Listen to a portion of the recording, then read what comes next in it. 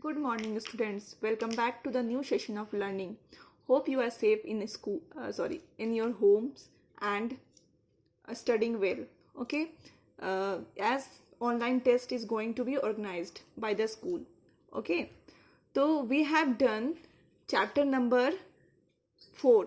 This is chapter number 5. Okay, chapter number 5. Its name is organising. Okay, तो organising का मत यहाँ सबसे पहले आज हम देखेंगे इंट्रोडक्शन या फिर मीनिंग क्या होता है ऑर्गेनाइजिंग एंड डेफिनेशन. आज के वीडियो में अभी शॉर्ट वीडियो बन रहा है ताकि आप अपना ऑनलाइन टेस्ट में भी ध्यान दे सको. ओके, तो ऑर्गेनाइजिंग क्या होता है?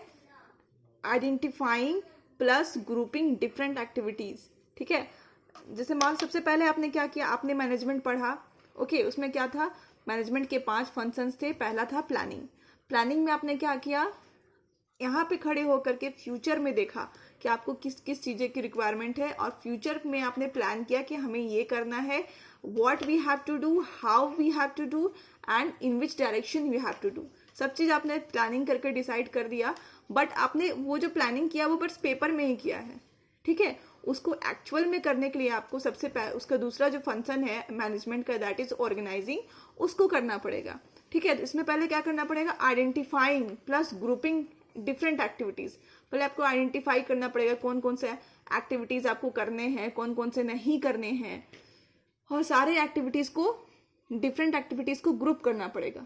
ओके, और साथ ही साथ ब्रिंगिंग टुगेदर बहुत सारे 3-4 चीजों को एक साथ लेकर के आना पड़ेगा. Like physical, financial and human resources. Physical resources जैसे लैंड हो गया, फिर आपका मशीन्स हो गया, व्हीकल्स हो गया, वेपन्स हो गए, टूल्स हो गए. ओके, फिनेंशियल, 2 तरह का फिनेंशियल होता है आपका.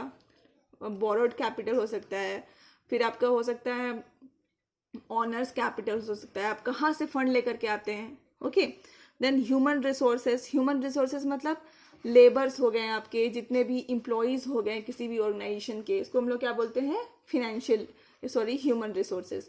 Without human resources no organisation can succeed. Okay, तो ये सारे चीजों को इकट्ठा करना ताकि एक्चुअल में जो आप प्लानिंग किए हो वैसा सेम प्रोडक्शन स्टार्ट कर सके. इसी को हम लोग बोलते हैं ऑर्गेनाइजेशन. ऑर्गेनाइजेशन में ये सारे चीजों को इकट्ठा किया जाता है, मतलब एक जगह ला करके स्टैब्लिश किया जाता है, सेम जगह पे रखा जाता है, आप बोल सकते हो. तो आपके बुक में दिया है, वो हम लोग रीड करते हैं.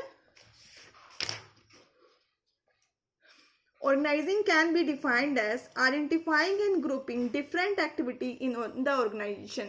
मतलब ऑर्गेनाइजेशन के अंदर में आइडेंटिफाई करना, पहचानना कि कौन कौन से एक्टिविटीज जरूरी है करने, कौन से नहीं जरूरी है.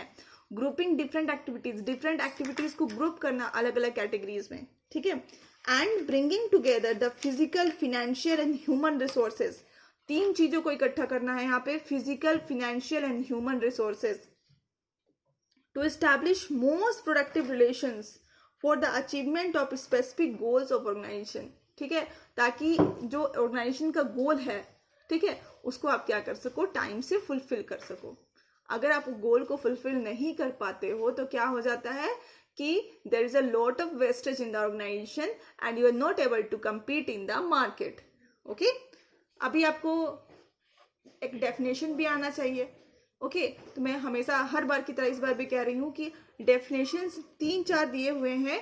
जो भी आपको पढ़ने में इजी लगता हो, जो भी आपको समझने में इजी लगता हो, उसको आप मेमोराइज कर लीजिए और उसके ऑथर्स को भी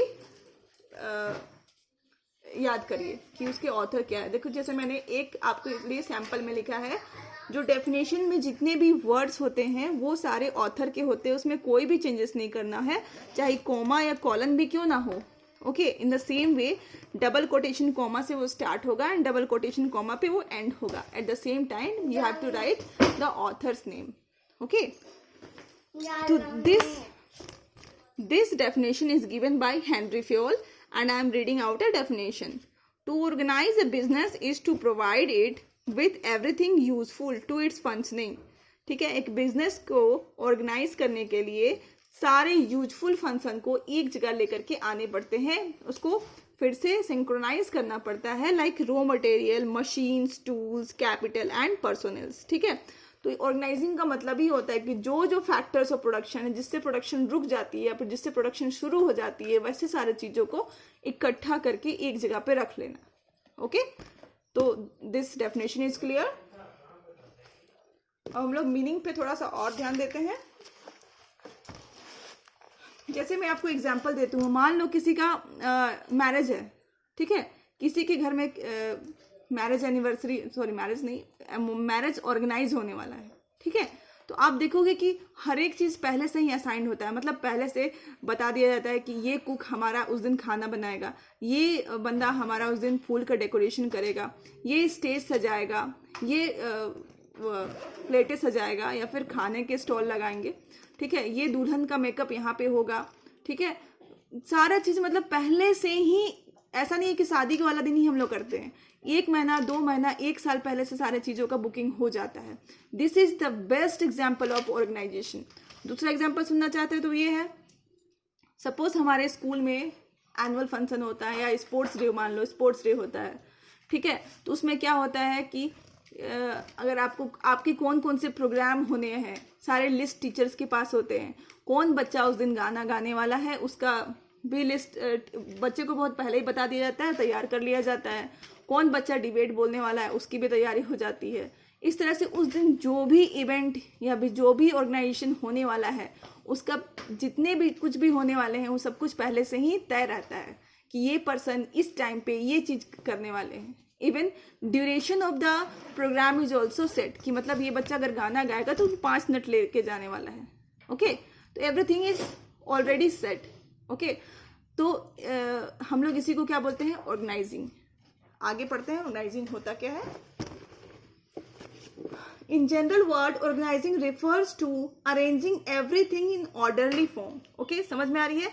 अरेंजिंग एवरीथिंग मतलब सब कुछ का अरेंजमेंट टाइम पे कर लेना को हम लोग क्या बोलते हैं, ऑर्गेनाइजेशन बोलते हैं, ठीक है। जैसे आप लोग बर्थडे पार्टी भी करते हैं तो क्या होता है, सब चीज का आपको क्या क्या प्रेजेंट करना है, केक कटना है, सब कुछ का आप क्या करते हो, पहले से ही तय रहता है सब कुछ, ठीक है। You arrange everything in orderly form, right, and making most efficient use of resources. Okay, this is the main thing in organising. इकट्ठा करके आप वेस्टेज नहीं करते हो, मतलब बल्कि जो रिसोर्सेज को जितने अच्छे से हो सके उतना अच्छे से आप क्या करना चाहते हो, यूटिलाइज करना चाहते हो। When the manager are performing organizing functions, it result in creation of an organization structure. ठीक है, जब कोई भी मैनेजर ऑर्गेनाइजिंग फंक्शंस पे काम करता है, परफॉर्म करता है, it results in creation of an organising structure which saves the system of working. ठीक है, और उसको इतने अच्छे से वो सिंक्रोनाइज करता है, इतनी अच्छे से दिखाने की कोशिश करता है ताकि वो मैक्सिमम यूटिलाइजेशन हो सके, मिनिमम वेस्टेज हो सके, प्रोडक्शन टाइम पे हो सके, ऑर्गेनाइजेशन का जो टारगेट है या फिर गोल्स है उसको अच्छे से अचीव कर पाए। बस ऑर्गेनाइजेशन में यही होता है। This is the second step in the planning, functions of planning. पहले आती है प्लानिंग, अब हम लोग दूसरा ऑप्शन देख रहे हैं ऑर्गेनाइजिंग। तो ऑर्गेनाइजिंग का मतलब फिर से मैं बता दूं कि फिजिकल रिसोर्सेज, फिनेंशियल रिसोर्सेज और ह्यूमन रिसोर्सेज को एक जगह लेकर के आना ही क्या है, ऑर्गेनाइजिंग है। ठीक है, तो I am ending this video here only. In the next video we will do organising process. Okay, till then keep studying. Thank you.